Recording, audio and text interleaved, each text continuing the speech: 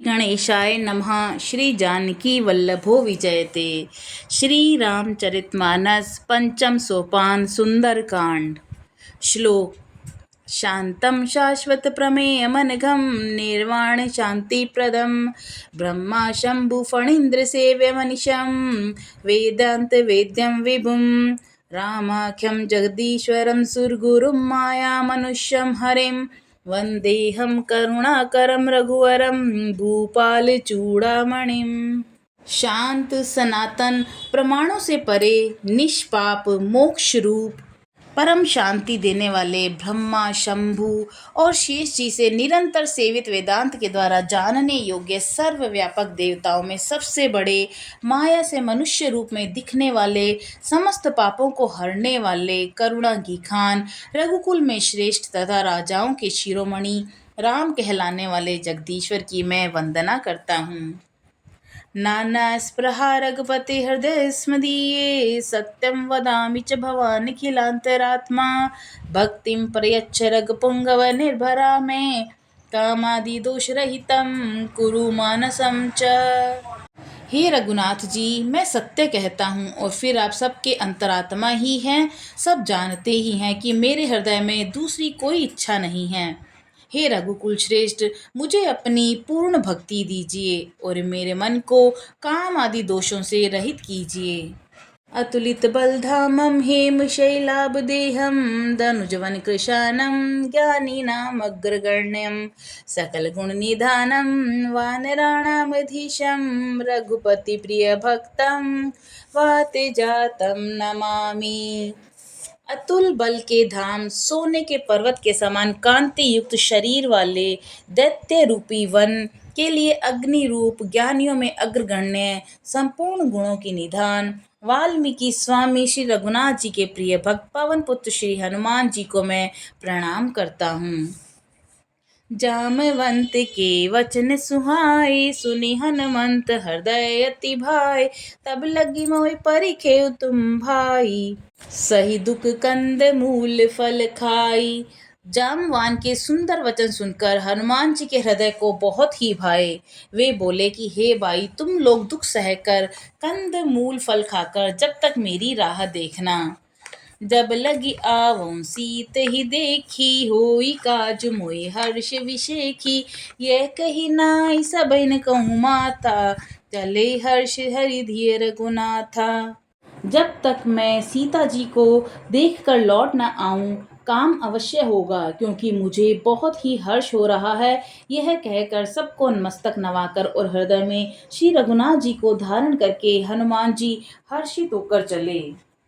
सिंधु तीर एक बूदर सुंदर कौतुक कूद चढ़ौता ऊपर बार बार रघुबीर संभारी तर के पवन तनय बल भारी।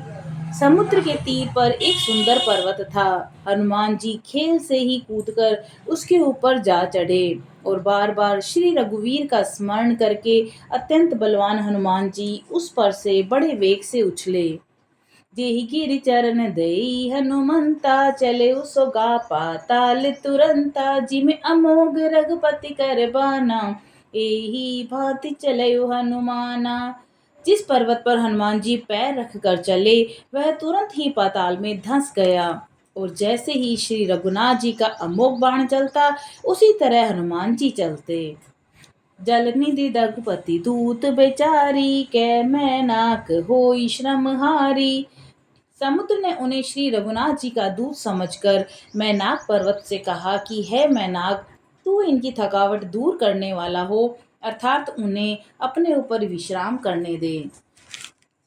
हनुमान तेहि परसा कर पुनि किन पीन प्रणाम राम काज कीने बिनु मोहि कहाँ विश्राम। हनुमान जी ने उसे हाथ से छू दिया, फिर प्रणाम करके कहा कि भाई, श्री रामचंद्र जी का काम किए बिना मुझे विश्राम कहाँ। जाते पवन सुत देवन देखा जाने कहूँ बल बुद्धि विशेखा सुरसा नाम अहिन के माता पठिन आई कही तेई बाता। देवताओं ने पवन पुत्र हनुमान जी को जाते हुए देखा। उनकी विशेष बल बुद्धि को जानने के लिए उन्होंने सुरसा नामक सर्पों की माता को भेजा। उसने आकर हनुमान जी से यह बात कही। आज सुरन मोहि दीन आहारा, सुनत बचन कह पवन कुमारा। राम काज करि फिर मैं आओ, सीता कई सुधि प्रभव सुनाओ। आज देवताओं ने मुझे भोजन दिया है। यह वचन सुनकर पवन कुमार हनुमान जी ने कहा, श्री राम जी का कार्य करके मैं लौट आऊं और सीता जी की खबर प्रभु को सुना दूं। तब तब बदन पैठियऊँ आई, सत्य कहूँ मोहि जान दिमाई। कवने हूँ जतन देई नहीं जाना, ग्रस से न मोहि कहूँ हनुमाना। तब मैं आकर तुम्हारे मुंह में घुस जाऊंगा और तुम मुझे खा लेना। हे माता, मैं सत्य कहता हूँ, अभी मुझे जाने दो। जब किसी भी उपाय से उसने जाने नहीं दिया, तब हनुमान जी ने कहा, तो फिर मुझे खा न लें। जो जन भरि तेहि बदनु पसारा, कपितनु कीन दुग्न विस्तारा। सोरह जो जन मुक्त ठयऊ, दूरत पवन सुत 32 भयऊ। उसने योजन भर 4 कोस में मुंह फैलाया। तब हनुमान जी ने अपने शरीर को उससे दुगना बढ़ा लिया। उसने 16 योजन का मुख किया और हनुमान जी तुरंत ही 32 योजन के हो गए। जस जस सुरसा बदनु बढ़ावा, तासु दुन कपि रूप दिखावा। सत जो जन तिहि आनन कीना, अति लघु रूप पवन सुत लीना। जैसे जैसे सुरसा मुख का विस्तार बढ़ाती थी, हनुमान जी उसका रूप दुगना रूप ले लेते थे। उसने 100 योजन 400 कोस का मुख किया। तब हनुमान जी ने बहुत ही छोटा सा रूप धारण कर लिया। बदन पैटि पुनि बाहर आवा, मांगा विदाता ही सिरुनावा। मोहि सुरन जेई लागी पठावा, बुद्धि बल मर्म तोर मैं पावा। और वे उसके मुख में घुसकर तुरंत ही बाहर निकल आए और उसे सिर नवाकर विदा मांगने लगे। और उनने कहा कि मैंने तुम्हारे बुद्धि बल का भेद पा लिया है, जिसके लिए देवताओं ने मुझे भेजा था। राम काज सब करिहु, तुम बल बुद्धि निधान। आशीष दे कई सो, हर्षि चले हनुमान। तुम श्री रामचंद्र जी का सब कार्य करोगे, क्योंकि तुम बल बुद्धि के भंडार हो। यह आशीर्वाद देकर वह चली गई। तब हनुमान जी हर्षित होकर चले।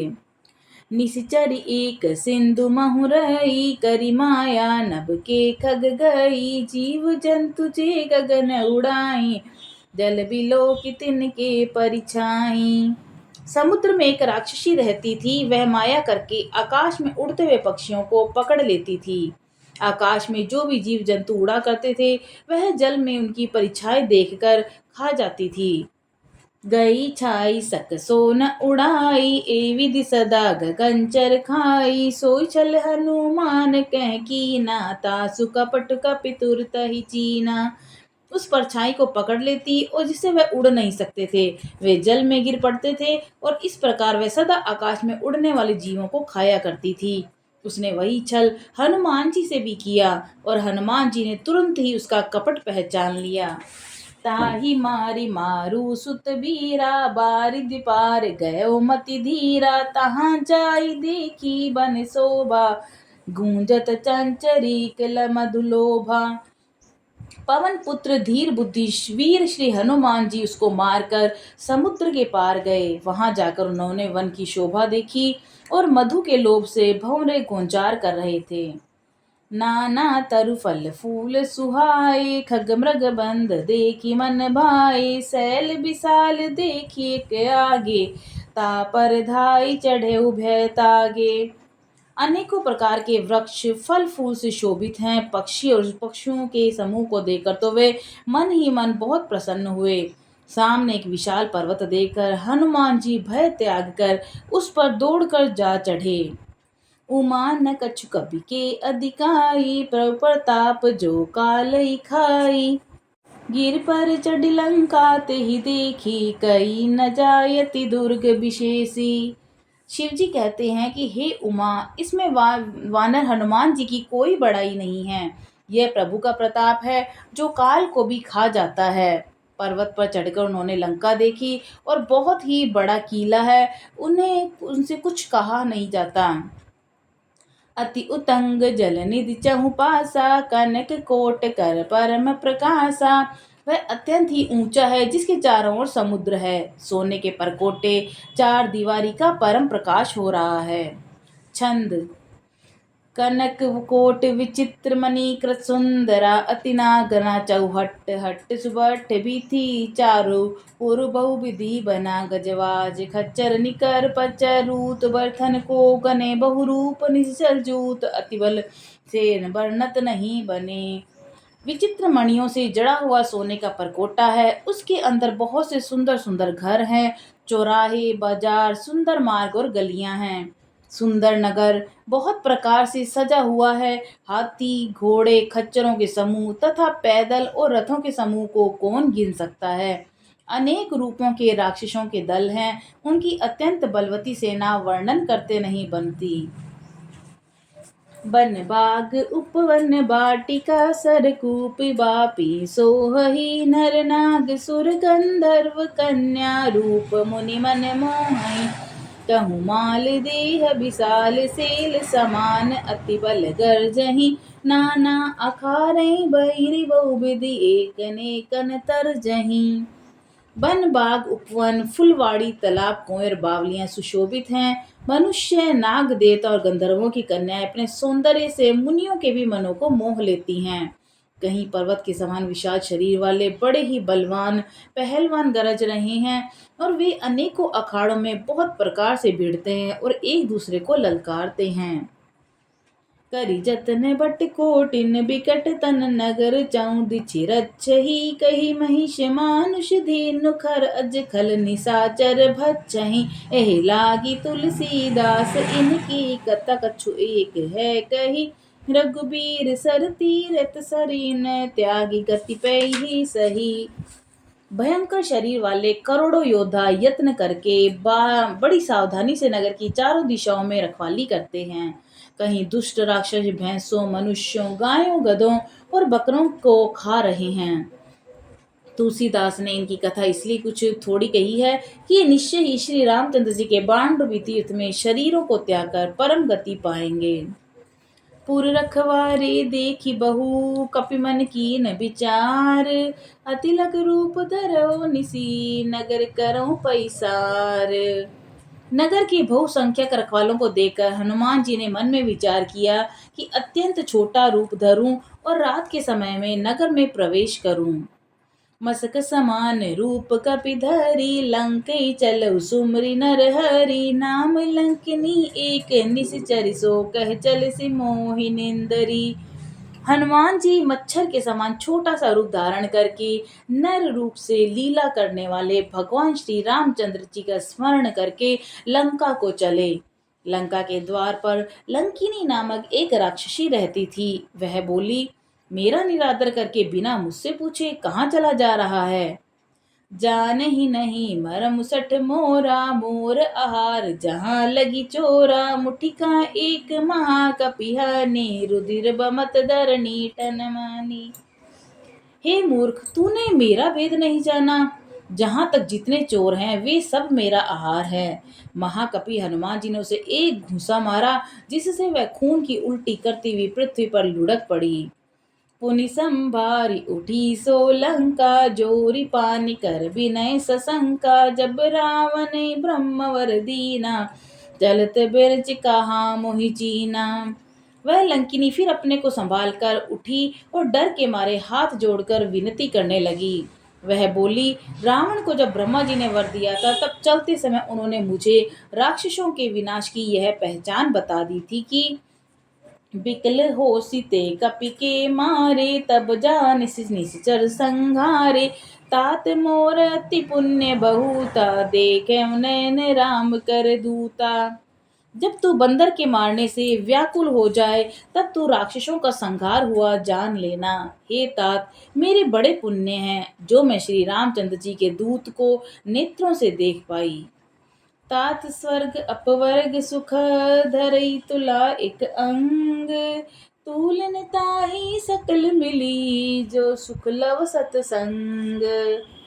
हे तात, स्वर्ग और मोक्ष के सब सुखों को तराजू के एक पलड़े में रखा जाए तो भी वे सब मिलकर उस सुख के बराबर नहीं हो सकते जो लव मात्र क्षण मात्र के सत्संग से होता है। प्रभसी नगर की जे सब काजा, हृदय राखी कौशलपुर राजा, गरल सुधा रूप करे मिताई, गोपत सिंधु अनल सितिलाई। अयोध्यापुरी के राजा श्री रघुनाथ जी को हृदय में रखकर नगर में प्रवेश करके सब काम कीजिए, उसके लिए विष अमृत हो जाता है। शत्रु मित्रता करने लगते हैं, समुद्र गाय के खुर के बराबर हो जाती है, अग्नि में शीतलता आ जाती है। गरुड़ सुमेरु रेणु समताही, राम कृपा करी चितवा जाई, अति लग रूप धरयो हनुमाना, बैठा नगर सुमरि भगवाना। और हे गरुड़ जी, सुमेरु पर्वत उसके लिए रंज के समान हो जाता है, जिसे श्री रामचंद्र जी ने एक बार कृपा करके देख लिया। तब हनुमान जी ने बहुत ही छोटा रूप धारण किया और भगवान का स्मरण करके नगर में प्रवेश किया। मंदिर मंदिर प्रति करी सोदा, देखे जाता गणित जोदा, गए दसानन मंदिर माही, अति विचित्र कही जात सुनाई। उन्होंने एक एक महल की खोज की, जहां तहां असंख्य योद्धा देखे, फिर वे रावण के महल में चले गए। वह अत्यंत विचित्र था, जिसका वर्णन नहीं हो सकता। सैन किए देखा कपिते ही, मंदिर महुन दीखि बेदेही, भवन एक पुनि दीख सुहावा, हरि मंदिर त भिन्न बनावा। हनुमान जी ने उस रावण को शयन किए देखा, परंतु महल में जानकी जी नहीं दिखाई दी। फिर एक सुंदर महल दिखाई दिया, उसमें भगवान का एक अलग मंदिर बना हुआ था। रामायुध अंकित ग्रह, शोभा बरनि न जाई, नव तुलसी का वृंद तहाँ, देखी हर्ष कपिराई। वह महल श्री राम जी के धनुष बाण के चिन्हों से अंकित था, उसकी शोभा वर्णन नहीं की जा सकती थी। वहां नवीन नवीन तुलसी के वृक्ष समूह को देखकर कपिराज हनुमान जी हर्षित हुए। बोलो सियावर रामचंद्र जी की जय, पवन सुत हनुमान जी की जय।